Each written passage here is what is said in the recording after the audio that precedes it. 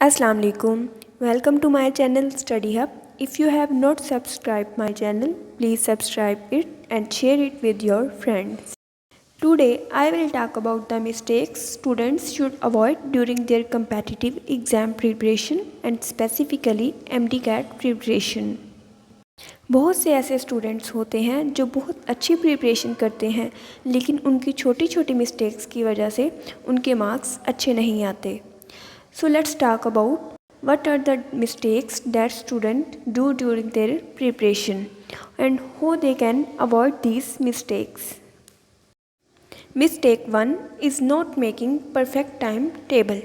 बहुत सारे students time table को प्रेफरेंस नहीं देते और वो विद इन टाइम अपना सिलेबस कंप्लीट नहीं कर पाते.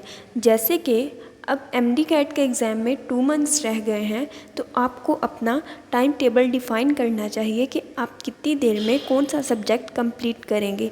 एक परफेक्ट टाइम टेबल बनाना चाहिए. आपको अपने डे को डिवाइड करना चाहिए कि आप कितने घंटे सोएंगे. Almost 7 to 8 hours. आपको हेल्दी ईटिंग करनी चाहिए. अपनी स्टडी को 10 से 12 घंटे टाइम देना चाहिए और इसके साथ साथ अपने आप को मोटिवेट करने के लिए अपनी सोशल लाइफ को टाइम देना चाहिए जिसमें आप अपना मोबाइल यूज़ कर सकते हैं और अपनी फैमिली के साथ बैठकर खुद को मोटिवेट कर सकते हैं.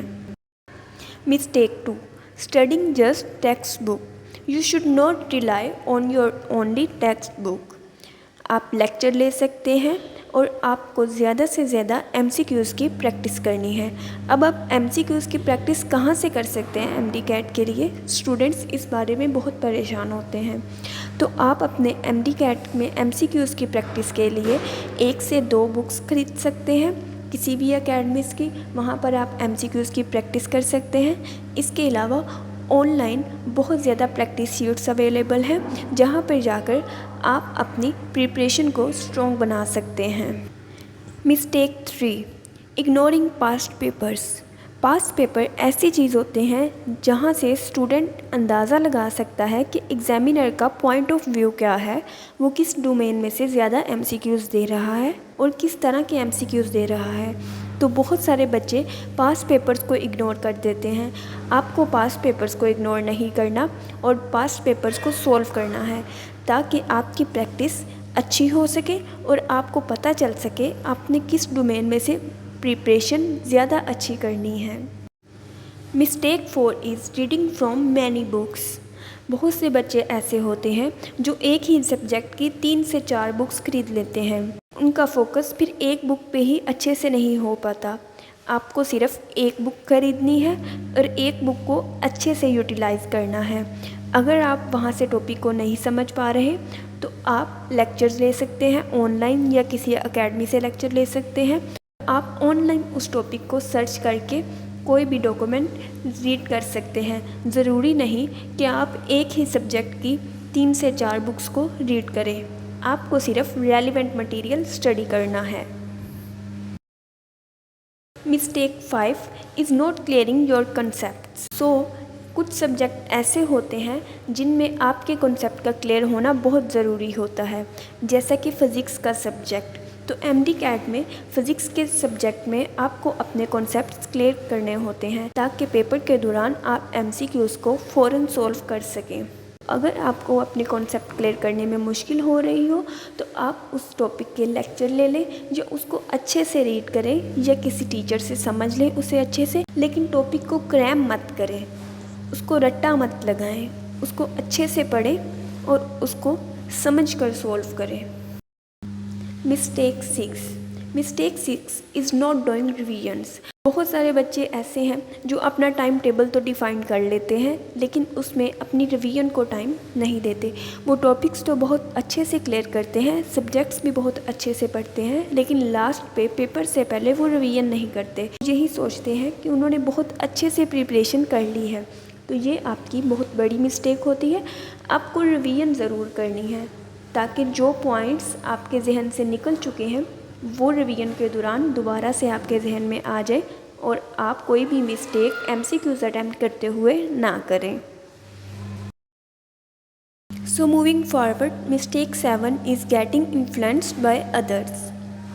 आप जिस कंपनी में रह रहे होते हैं, आपके जो फ्रेंड्स होते हैं या आप एकेडमी जा रहे हैं, तो आपको अपने इर्द गिर्द के लोगों से इन्फ्लुएंस नहीं होना है। अगर वो एक सब्जेक्ट के लिए 2 बुक्स पढ़ रहे हैं, 3 बुक्स पढ़ रहे हैं, तो आपको परेशान होने की ज़रूरत नहीं है। आपको अपने सब्जेक्ट पे फोकस करना है, आपको अपनी स्टडी पे फोकस करना है। इसके अलावा आपको अपनी अच्छी कंपनी रखनी है।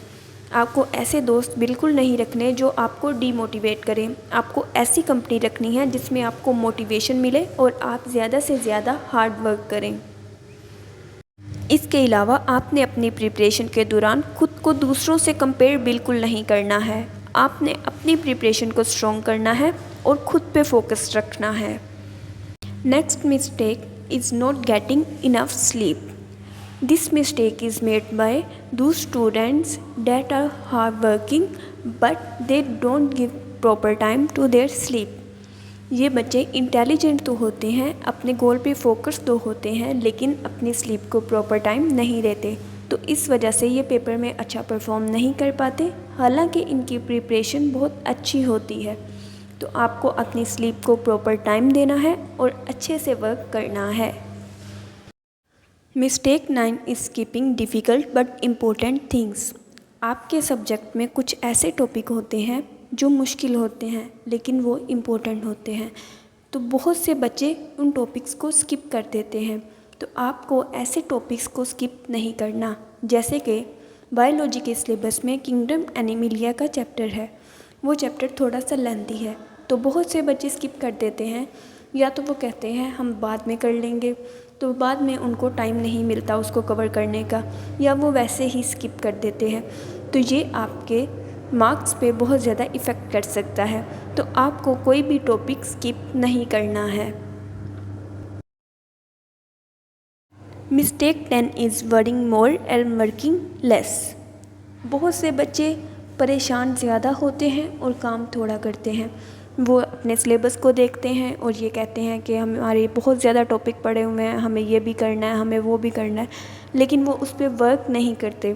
तो आपको वर्किंग स्टार्ट करनी है। इंशाल्लाह आपका syllabus step by step clear होता जाएगा। आपको अपना हार्ड वर्क पुट करना है और परेशान नहीं होना है। इसका रिवार्ड आपको ज़रूर मिलेगा। Mistake 11 is not preparing OMR sheets. OMR sheets वो होती हैं जिस पे आप अपने MCQs को मार्क करके रखते हैं। तो बहुत सारे बच्चे OMR शीट्स नहीं बनाते और उनको बाद में डिफ़िकल्टी होती है। तो आपको अपनी OMR शीट्स साथ साथ प्रिपेयर करनी है। Mistake 12 is lacking motivation.